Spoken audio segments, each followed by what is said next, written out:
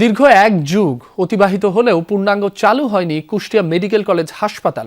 2013 সালে শুরু হওয়া প্রকল্পটির নানা অনিয়ম, দুর্নীতি আর বারবার মেয়াদ বাড়ানোর কারণে সর্বশেষ ব্যয় দাঁড়ায় 682 কোটি টাকা।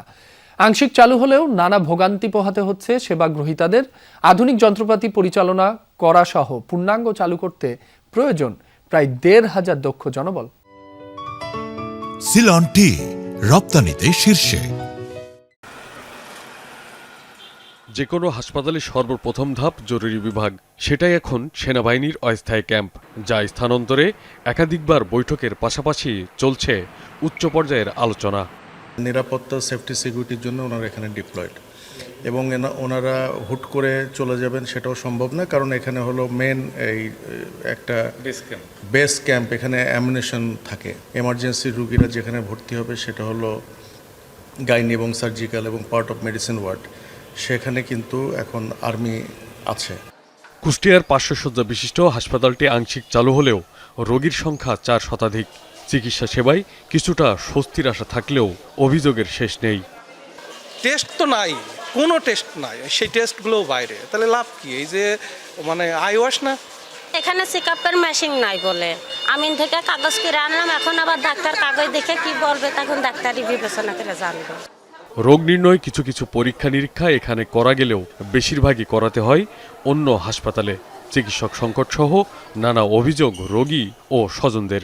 গত রাতে একটা রোগী আসলে স্ট্রোকের রোগী, 42 মিনিট পর রোগীরা মারা গেল। একটা ডাক্তার তার একটা ট্যাবলেট লেগে দিল।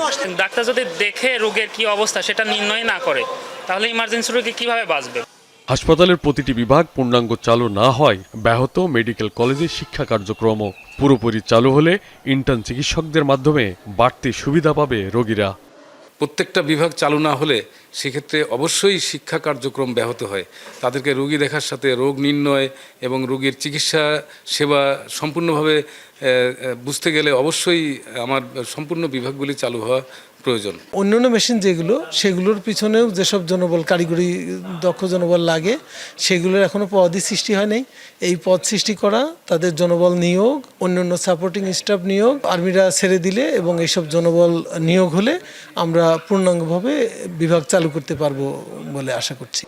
হাসপাতাল কর্তৃপক্ষ বলছে বেশিরভাগ বিভাগে পৌঁছে গেছে যন্ত্রপাতি, এখন প্রয়োজন দক্ষ জনবল। 313টা পদ সৃষ্টি করা আছে, এর ভেতরে সবগুলো নিয়োগ আছে।